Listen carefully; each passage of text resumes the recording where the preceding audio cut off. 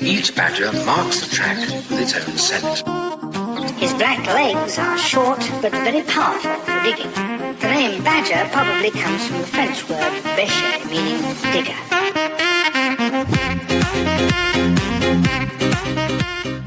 Annie Chave, welcome to the Cricket Badger podcast. How are you? I'm all right, thank you. Yeah, it's lovely to be here on this beautiful, beautiful April. Oh, no, gosh, it's May.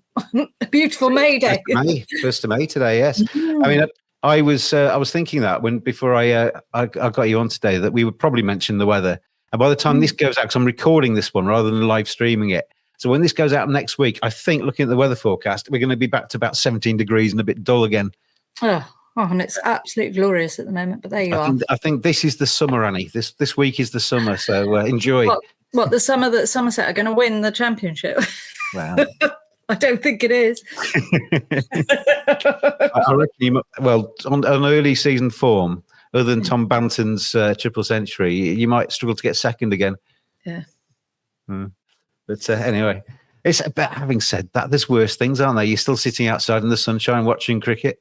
And as you said, this is the summer, make the most of it while we have it.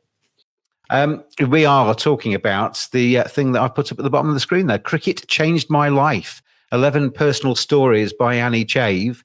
And Annie, when I said this to you the other day on a message, but when I've written books, I said it to Tim Wigmore as well yesterday when I interviewed Tim. I've you get excited, you think of an idea, you think, yay, let's do this. Halfway through, you think, oh, blimey, what have I taken on? And then when you get the book in your hand, it's quite exciting, isn't it?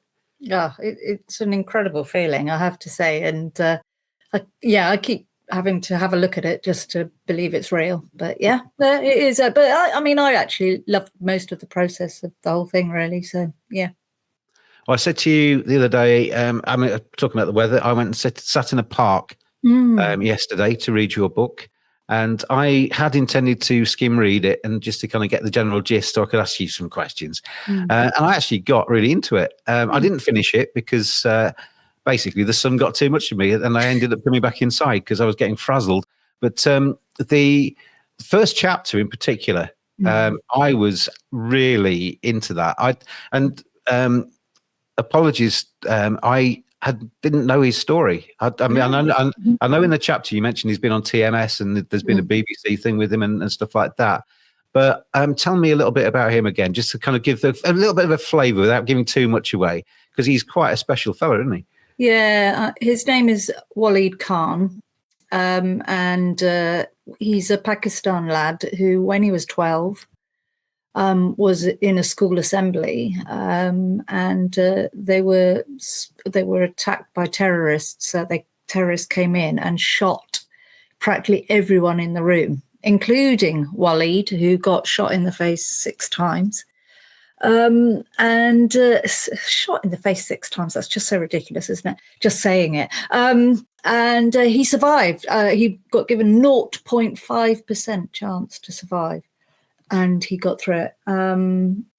But just along his journey of getting better, cricket made the main difference in his life. He was a massive cricket fan anyway, and he was very good at it. But he had the Pakistan cricket team come in to visit him. He got given, when he came over to, which he had to do, he came over to Birmingham to have reconstructive surgery. Had to completely move his life over to here. He got given freedom of a cricket academy to go in and start playing cricket again. And then just amazing things he says, he said something like, the worst thing that happened to me in my life was actually the best thing that happened. So he says, it's made him a motivational speaker. He is very positive about going on, making the best out of life, and just recovering. And he puts a lot of that down to his love of cricket and the ability to just become a cricketer rather than a victim when he was recovering. There are some Pakistan supporters who probably wouldn't welcome the Pakistan team coming in to visit them, depending on the results at the time, because they are quite. It was pretty good. But he was madly in love with Shahid Afridi, wasn't he? And he's met him, he's met his heroes. And one of the nice things was as well, he's spoken at one of Shahid's charity events and sort of sat at the same table and stuff. He's really kind of living the dream after a nightmare, isn't he? Yeah, oh, absolutely. But he absolutely deserves it as well, because he it sounds like he's an amazing speaker. He's done lots of speaking and silenced everyone around him with tears and things like that. So I think he's just an inspirational lad. Just meeting me, a stranger, in Birmingham a year and a bit ago, he didn't know anything about me, and he was brave enough to come and meet me. He's just incredible, and I wish him all the luck in the world. So he's met Shahid Afridi and Annie Chave. So yeah, I know. I mean, what more do you want in life? I mean, he is literally living the dream. I mean, I must admit, when I read his chapter, I mean, there were a couple of things. The fact that he was head boy and he was up on the stage, and if he'd been with his classmates, he would have definitely been dead. How he survived being shot as many times, because they came to look at him to see if he was still breathing, and then shot him again to make sure. How do you miss? I mean, you're leaning over someone. I mean, they didn't miss, but they obviously just didn't hit the vital. Yeah. It's incredible. Yeah. I mean, talk about unlucky and lucky at the same time. But And as you wrote, the fact that they didn't take his eyes out and stuff, because they're just kind of peppering his face with bullets. It's just, I mean, it's horrific, isn't it? But I mean, fair play to him, because he's used that as a catalyst to kick on with his life, and cricket's given him that drive, isn't it? Yeah. I think he wants to be an air. I can't remember exactly what it is. It's some ridiculous, like a rocket scientist or something ridiculous. So, he should. So he should. Well, you know me, I'm fairly simple. That bit about aeronautics or whatever it was went straight over my head. Skipped on to the next paragraph after that, because I didn't understand any of it. But he's obviously a very intelligent lad, and we wish him well for the future. Because I must admit, I thought when I was reading the chapter, I thought, I'm going to piggyback off Annie. I'm going to have to get him on the podcast at some stage. You should. He sounds like a fantastic fella to chat to, because his story is amazing. But he's not the only one in your book. Nope. Why? I mean, just skipping away from him for a second, why did you pick on this subject? And then what was the initial catalyst for thinking about writing and going down this route? Yeah, I mean, cricket's changed my life, made my life. And I'm aware of that, how important it's been to me. So that was kind of it. But then I heard Catherine Brunt talking. She was interviewed when she finished playing cricket, and she said it saved her life. And she was talking about, the wayward way she would have gone had it not been for cricket. And I remember thinking, gosh, that's an interesting subject. There must be lots of people who have that. And I just kind of thought, I'd be really interested to find some stories and get people to interview. And so I sent my idea to Stephen Chalk, the wonderful Stephen Chalk. And he said, this is a really good idea. And he was the one that said, what I would do is I'd start with Wally Khan. So I did. And then, it just went from there. I was so intrigued by Wally's story, and I thought, well, this is great. That I just went on and thought, right, I'm going to carry on and interview as many different, definitely diverse people. I didn't want just players. I didn't want just fans. I didn't want, I wanted a mixture of people. A proper all-round 11, as you've got. Proper all-round 11, definitely. And, different countries, different genders, different areas, all that. Yeah. The chapters that most interested me, and I should say, actually, before we kick on, thank you very much to seatfrog.com for their sponsorship of the Cricket Badger podcast. You can see it going across the bottom of the screen there. You can buy train tickets, upgrade to first class. I'll tell you more about that in a bit later in the pod. But the chapters that most interested me were the people I didn't know too much about. Yeah. Bumble is in there. Dan Norcross is in there. I know, their stories. But the people like Wally, I didn't know anything about him. So kind of he really did intrigue me. But Enid Bakewell, I've heard her name so many times and kind of know about her from a distance, never met her. She sounds like an absolute cracker of a lady. She made me laugh. She was supposed to come to my book launch, which was last week, and she texted me in the morning and said, "Oh, I can't make it because I've just done 50 lengths swimming, and I'm a bit too tired." And What's she, 80 something? 86, 85, 86. And she still playing cricket. She does yoga to make sure she's fit enough to play cricket. She is absolutely, I don't know, just completely off the wall person, and very, very lovely and friendly. And she must be the life and soul of Bernie Party. So yeah, no, she's amazing. But not just that, she is one of the best all-rounders, ever to have played cricket. She was fantastic. She got a century in her first test. She got a century in her first one day. She played something like 21 tests for England, and really high average, so she was incredible. And at a time when women had to pay to play, she had to pay masses. And so she had to save up. She had to leave a 4-month-old baby to go away for a good while, and travel to Australia. So it was, it was big choices she had to make, and not for a career, just for something that she was really good at and wanted to, she wanted to push women's cricket forward, and she did. She sold the contents of her father's allotment to fund. She did. Didn't she? She was selling on a market stall, and the bit when you read stuff like this, there's certain things that you remember. And the bit that's going to stay with me is how she was training by standing on the street, waiting for a car to come down the road, and then racing the car for something like 2 blocks to see if she could keep up with the car. And then she'd retrace her steps and wait for the next car to come along and do all the same again. That was the training. Just imagine if you were that car, you'd be thinking, why is this woman chasing me? And the thing is, they wouldn't know who she was, because if it was Andrew Flintoff or something, they'd be thinking, "Oh, it's Freddie Flintoff, hello." But there's some mad woman just chasing your car. It's crazy. But would you describe her as eccentric or just driven? Yes, eccentric, driven, eccentric, just supremely talented, and a real, I think I say it in the book, I'm not sure, but she had that real gung-ho sort of wartime spirit of just get on with it.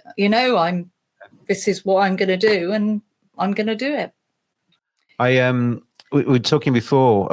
I think we're quite similar, Annie, me and you, in terms of fell in love with cricket when we were young, followed it all the way through. I've kind of dabbled in various parts of it in terms of working in the game in our different ways. And I think cricket it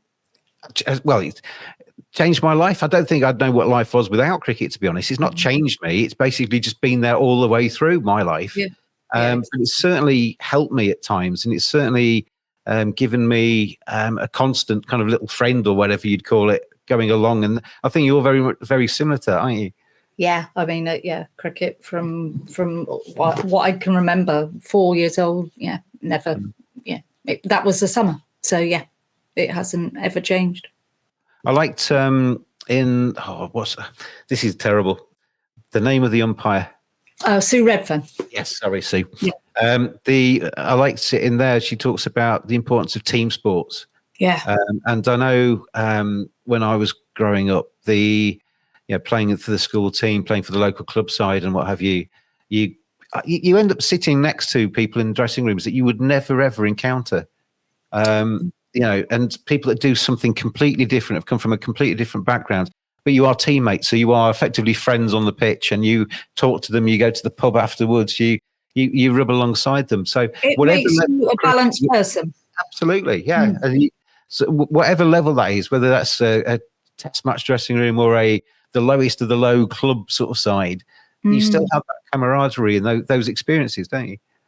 Yeah, because Sue was extremely talented at swimming and at badminton, and she got offered a scholarship in America when she was 16, but chose cricket. And the main reason really for that was that it was a team sport, and she started to do well at cricket, and she loved that team thing. In fact, she stayed with the team she played with in the Midlands for 15 years or something. So yeah. And she had to.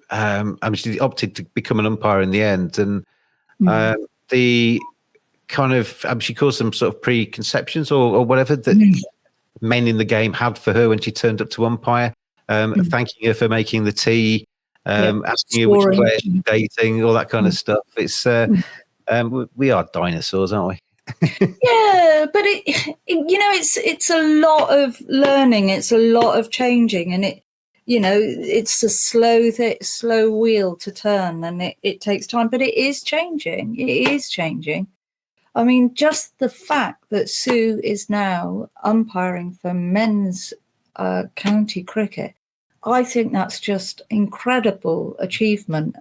She's such a trailblazer, because that is not an easy thing to do, because everyone will be judging everything she does on the fact that she's a woman, not on, whether it's a bad umpiring. It's a bad umpiring decision because she's a woman. Yeah. And that is a really, really big point. And I think to be brave enough to put yourself there is incredible. I think I really do.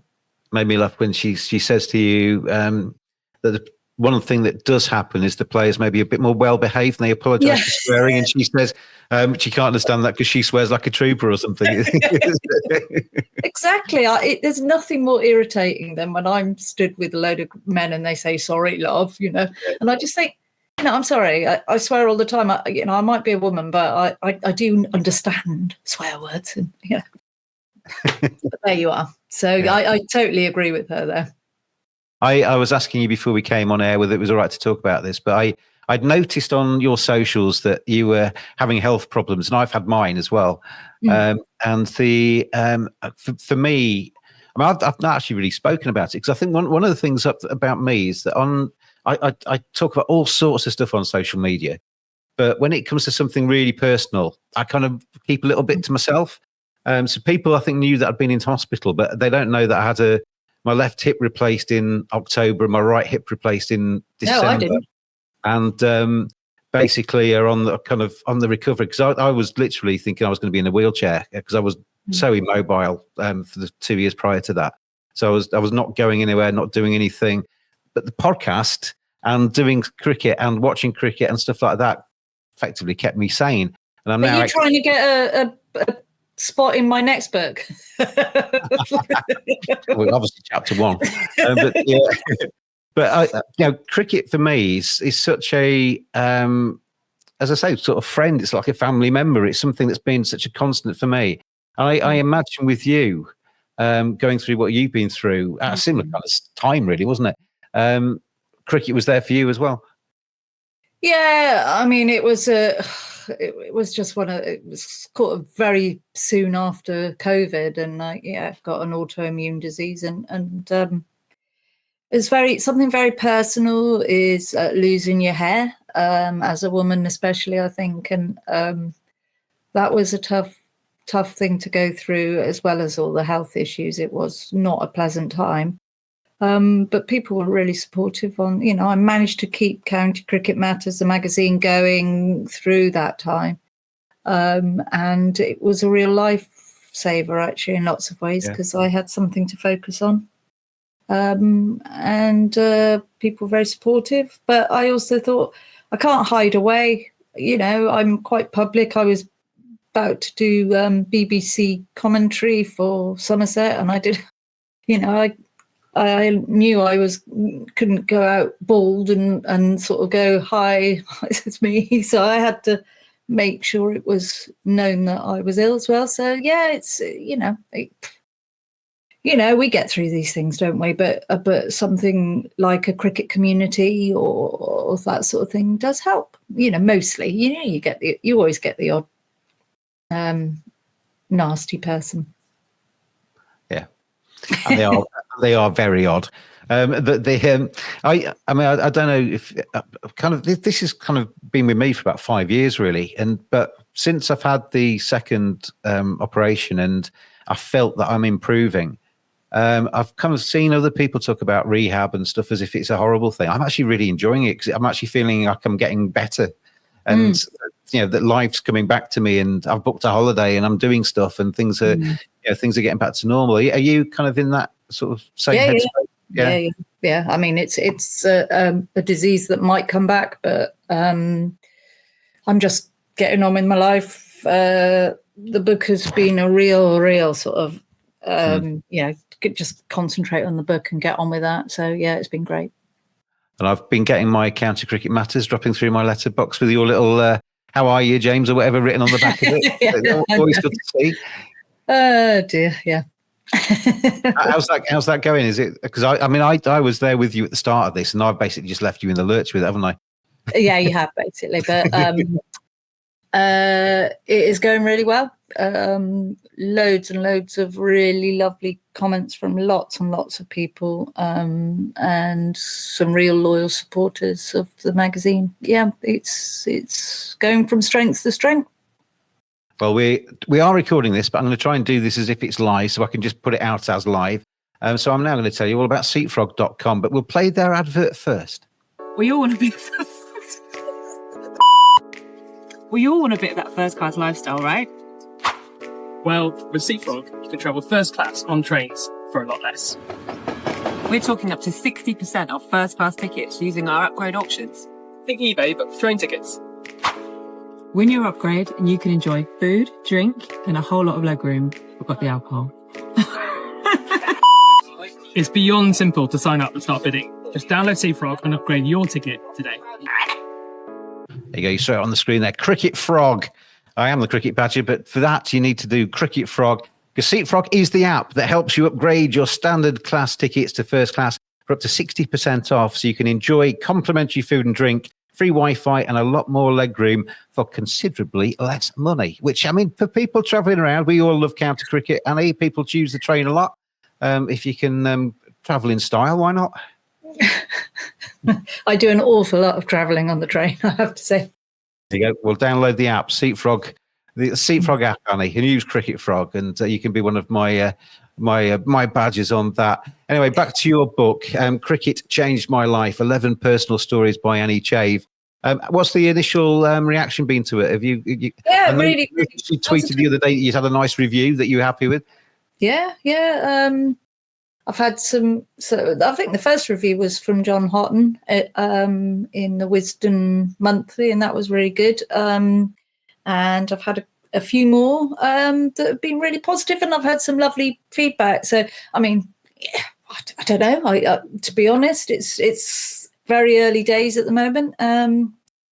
But generally, I think what I'm getting is people that don't necessarily know much about cricket have been reading it and saying, this is, I can really read this because it's about people more than it is about cricket, really. Well, your first chapter, Walid, I mean, that could be read by anybody, couldn't it? Yeah, That's just a human story. It's and it's well written. I mean, it makes me every time I read a book in it, kind of like I'm enjoying it. I think, is there another book in me? And then I'm thinking, it's so much work, and I'm very lazy, Annie. It is work. It is work, but it's a very enjoyable thing to do. I mean, I love the interviewing, and obviously you do because you do this podcast. So you obviously do like interviewing people, and I really enjoy it. I find everybody has a story. I must admit, this podcast, because we're approaching 600 episodes of it now. There've been different kind of that hasn't been 600 interviews, but there's plenty of them in there. And I was looking actually back at some because I was working on what to do for the 600th episode, and I wasn't quite sure, and I'm still not sure. But I don't see this as work, although I mean I make a little bit of money here and there off it, just to kind of make it wipe its feet. But it's not ever going to be anything that makes me rich, I don't think. But I just really enjoy it.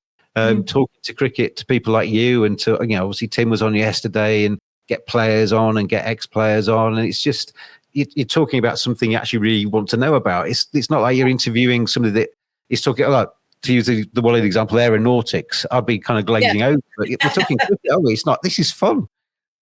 Yeah, yeah. I mean, it is. I mean, in the book, I've got the Callum Flynn, the disabled, physically disabled England captain of the physically disabled team. He's got a really interesting story about having cancer at 14 and thinking he wasn't actually going to get on, and how actually having this disability has got him in an England side and got him playing abroad and everything, and he's doing really well, really well, and just those sort of stories are, they're so heartwarming and they're so genuine as well. And the two girls in the refugee camp, I don't know if you've read that one yet, because that is I actually I did skim read that this morning because I wanted to just have a quick look at every chapter, and they are great, aren't they? Oh, I mean, Maram and Whistle they are, and they're very different girls. I had to have both of them. I mean, I should just have done one, but they were just so entwined. But they basically, they fled from Syria, ended up in the refugee camp in Lebanon. Just really lucky where they ended up, because there's an Al-Sama project that is led by Richard Verity and his wife Mika, and they are doing education, everything for these kids, and it starts off with cricket, and what they've learned is just mind-blowing, what they've learned through cricket. And they are the most enthusiastic and optimistic girls I have ever met, and they made me cry when I was interviewing them. They were just so blown away by everything. Actually properly made you cry. Yeah, properly made me cry. Yeah. It just seems like they had this thing where, when they got to the camp and they were interviewed by, someone came along to talk to them, and they said, right, come on, tell me your dreams, girls. Come on, what are your dreams? And they thought, why is she asking me what I dream about? Because why does she want to know? Because they actually genuinely didn't have ideas of the future or what they wanted to do. And they can really articulate it well about how important, that has, and how they've got them so many now. They want to play cricket in the Olympics.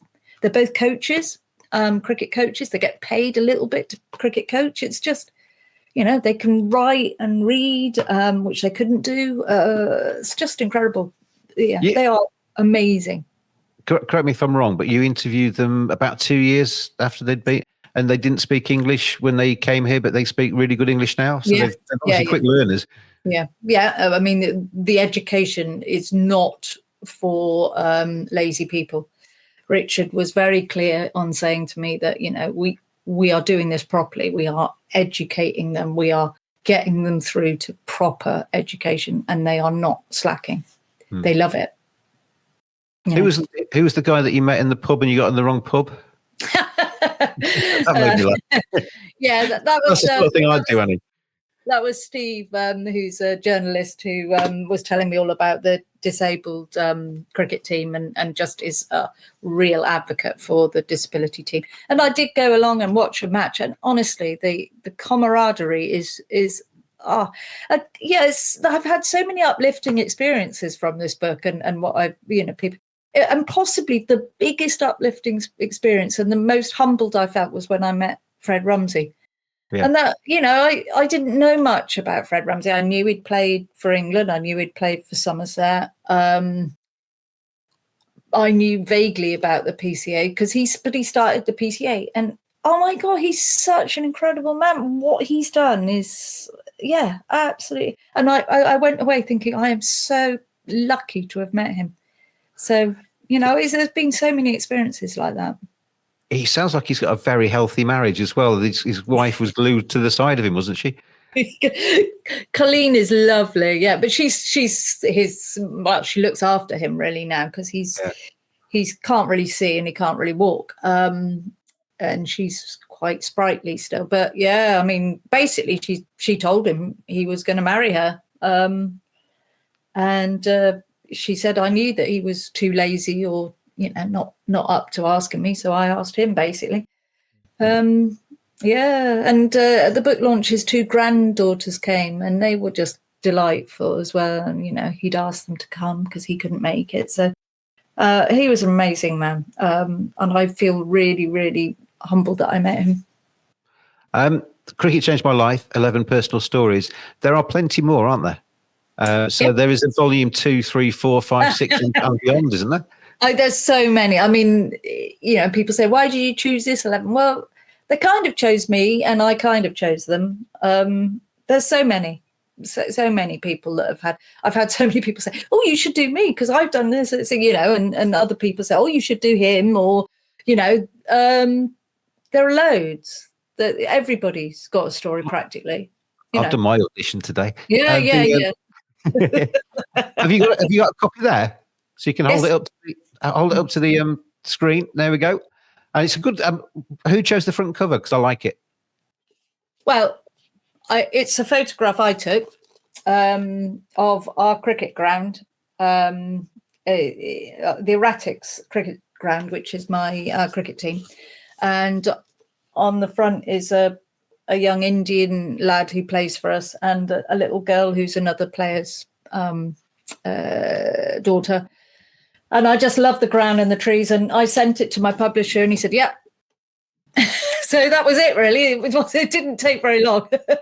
Some people, that's the hardest job when they're writing a book is, what do I put on the front cover? But you seem to have got it bang on straight away. Because I love it. I love it. I think it's really, it says everything to me about what it's about. So I did notice somebody say on, was it one of the socials, that the facing a bowler coming out of those trees might be quite tough. Are they right behind the bowler's arm?